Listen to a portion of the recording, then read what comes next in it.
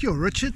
Hey, it's good of you to join us this morning, and Kevin Moore here, of course, and I'm on my hekoi around the North Island, raising awareness of what's going on at Te Waikarepupu. Look, Richard, I've read your email you put out yesterday, and I know you're getting quite a few emails of concern from supporters of Te Waikarepupu.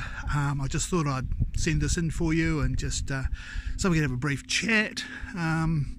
Hey, look, I just want to start with a wee story, because I guess you like stories, and I know I do, but it's a story of a boat, and it was sailing in the North Atlantic, and it was a big new boat. It was on its maiden voyage, 15th of April 1912. I guess you know but what boat I'm talking about, Richard, because it was considered unsinkable. It was so big and new and all that, just modern stuff. Now, what was happening on that boat was there was a captain, and the captain was getting reports of icebergs and stuff, and he just sailed on, He didn't listen to the reports. Now, Richard, what I want to say is that the reports coming in that the nitrate levels at Te Waikarepupu are going up. Now, these are actually true reports. I've double-checked them, and I've spoken to Andrew Yule yesterday about them. The last 2.5 years, it's meticulous reporting and measuring which has gone on by Friends of the Golden Bay at a minimum of every fortnight. The nitrate levels at Te Waikarepupu are definitely on the rise, no doubts. Now, the second thing I want to say, Andrew told me a wee story. This is another measurement which you may not have heard, and it's in micrograms, because sometimes people find decimal points and zeros and all that a bit confusing. But in the land and above, where there's no farming and the conservation estate, there's measurements taken of the water up there. Now, the measurements in the Takaka River are less than 3. The measures in the Wainara River, 5. How much, Richard, do you think the measurements could be at Te Waikarepupu Springs? 490. 490!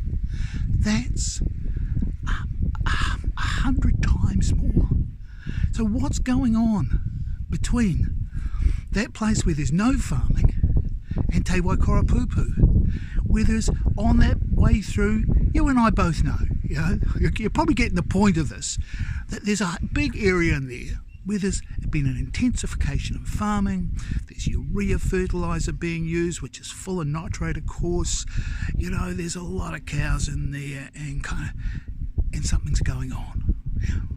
I'm sure everyone watching this will be putting one and one together and coming up with 2, and I'm sure you can too. So reports are coming in, and they're big reports. But Richard, what I really want to say to you here is that I am concerned that you actually believe that there isn't a problem. You're like that captain on that boat. You kind of think it's unsinkable. It's all going to be right. It's fine. We're sailing on. That's my concern for you, and that's my message, because that captain got it really wrong. Really, really wrong. And ended up going down with that ship. So I want to just ask, now the solution to this is really simple. There's farmers in the Takaka Valley now who have changed their ways of farming, and they're using other methods of farming, and regenerative farming and biological farming and sustainable farming. They're looking after the soil. They're using less nitrate fertiliser, a lot less. They're cutting back on their water. They're doing all these cool things. Less cows, Do you know what, Richard? They're making as much dough as they were before. They're doing all right, and they're actually getting a bit more time off, so it's a win-win situation. So, Richard, what I'm asking you to do is work with us. Don't work against us. Don't work against the people. Save Our Springs has got 18,000 people on our mailing list now. It's growing. We're in the Golden Valley. We're in the Tasman district. We're in Nelson. There's supporters everywhere. We are growing. This people want Te Waikarepupu Springs protected. And you're a key player in this.